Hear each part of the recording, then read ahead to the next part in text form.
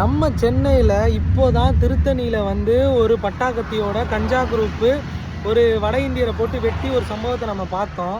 நேற்று அதே மாதிரி வேளச்சேரியில் ஒரு ஜெப்டோ ஊழியரை வந்து நடுரோட்டில் வச்சு வெட்டுற மாதிரி வந்து வீடியோ வந்து வைரல் ஆகிட்டுருக்கு.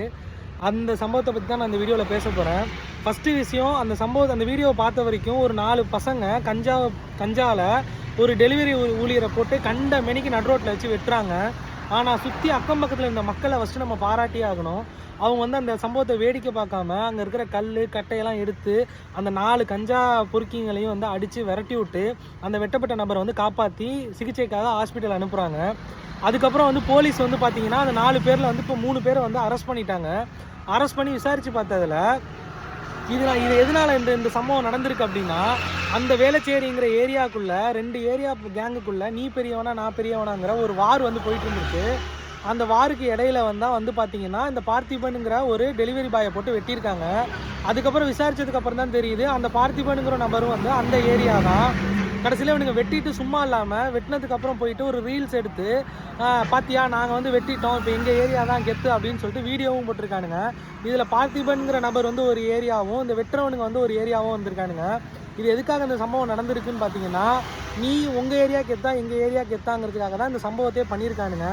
இதுலேருந்து என்ன தெரியுதுன்னா, சென்னை வந்து ஒரு சேஃபஸ்ட் ஏரியா அப்படிங்கிற ஒரு விஷயத்துலேருந்து வந்து ரொம்ப தூரத்தில் போயிட்டுருக்கு. ஏன்னா வந்து இது சென்னையை தாண்டி மற்ற மாவட்டங்களில் வந்து நடக்குதா அப்படின்னு பார்த்தீங்கன்னா ரொம்ப ரொம்ப குறைவு. ஆனால் சென்னையில் வந்து பார்த்திங்கன்னா இப்போ ரொம்ப அசால்ட்டாக நடக்குது. இது கவர்மெண்ட்டோட தப்பா இல்லை காவல்துறையோட தப்பா இல்லை வந்து கஞ்சா வந்து ஈஸியாக வந்து வெளியில் வந்து புழக்கமாகுதா அப்படிங்கிறது தெரியலை. பட் என்ன தான் இருந்தாலும் வந்து ஒரு பப்ளிக்கில் இப்படிலாம் வந்து பண்ண வந்து எங்கேருந்து இவங்களுக்கு தைரியம் கிடைக்கிது அப்படிங்கிறது தெரியலை. கண்டிப்பாக போலீஸ் பிடிச்சிங்க அப்படின்னா வந்து சும்மா கையை உடச்சி விட்றது, காலை உடச்சி விட்றது, பாத்ரூமில் வலிக்கி விழுந்துட்டான் அப்படின்லாம் சும்மா சொல்லாமல் அவங்களுக்கு வந்து சரியான பனிஷ்மெண்ட் கொடுங்க. 18 வயசுக்கு மேலே இருக்கான், 18 வயசுக்கு கிட்ட இருக்கான் அப்படின்னு சொல்லிட்டு சிறுவர் சீர்திருத்த பள்ளியில் போடுறது, 18 வயசுக்கு கீழே இருக்கான் அப்படின்னு சொல்லிட்டு அவங்க பெற்றோர்கிட்ட ஒப்படைக்கிறது, இப்படிலாம் பண்ணாமல் இது இந்த வருஷத்துலேயே பார்த்தீங்கன்னா இப்போ தான் திருத்தணி சம்பவம் முடிஞ்சு அதை நம்ம மறக்கக்கூட இல்லை.